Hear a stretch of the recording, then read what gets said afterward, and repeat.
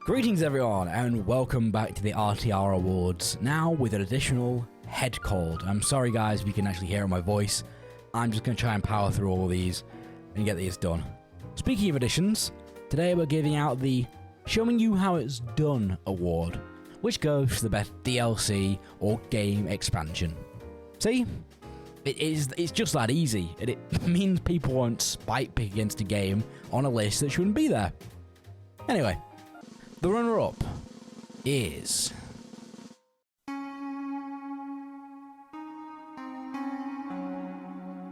Far Cry 3 Blood Dragon. Not really much to say about Blood Dragon that hasn't already been appraised. Like, taking the, well, at the time, great gameplay style of Far Cry 3 and adding like this 1980s like retro future parody-esque feel to it, just kind of hit that like 10 on that coolness factor back in the day. Also, I'm a sucker for bows in a Far Cry game, and the OST kicks fucking hot ass, bro. You should listen to it. It is amazing. The reason for its runner-up, well, it's less to do with the games issue and more of how I view Far Cry games looking back on them in like the modern day. But after replaying through 3, 4, and 5, I found myself scared of going back to Blood Dragon again, in fear of like losing that love I had for it, like I did like the other games, because I find Far Cry games now and a lot of Ubisoft titles in general to just be quite boring and very just repetitive and tiring, and I'm not really into that anymore. I've just kind of grown out of that, and I don't want to ruin Blood Dragon. A bit of a somber note, but hey, it's what it is. I still, like I said, I do love Blood Dragon, but what I do love, with no negatives, is our winner of the Showing You How It's Done award, which is Shadow Generations from Sonic X Shadow Generations. Probably one of the most recent releases in this entire award show, but there isn't much I can say is wrong about Shadow Generations. Like, as an early 2000s Sonic kid, Shadow has been one of my favorite fictional characters ever since I first saw him in SA2 Battle, and it's kind of a shame that 90% of his playable appearances since then have been just utter garbage.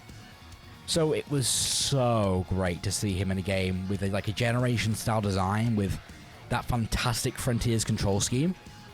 The best part about the former is that Sonic Team is now allowed to transform some of those bad Shadow levels into masterpieces. Like, never in my life would I thought I'd be able to say that Kingdom Valley is one of my favorite Sonic stages. Like, this 5-hour experience might be one of the best short Sonic stories told in recent years, with that recontextualization of Gerald Robotnik and the fact that Shadow got to reunite with both him, Maria, and Black Doom.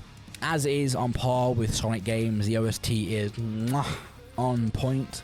There isn't much to nitpick with Shadow Generations. Like, I really can't think of anything when I'm making this list, so as much as I don't want to recency bias it, it just kind of had to go as the number one for this award. And to cap it all off, like, the near perfect OG Sonic Generations is just there to play as well. Like, it's a 2-hour experience that still holds up to this day. Like, there are little bits and pieces that aren't entirely the best with Sonic Generations, like new modern port in terms of like the control scheme for Sonic and classic Sonic, but it, you know, I'm not counting that.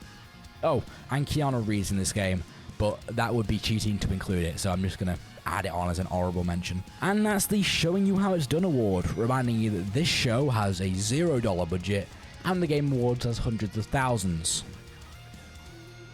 Next time, we will be giving out the Jacob Hollins Award. I'll see you then.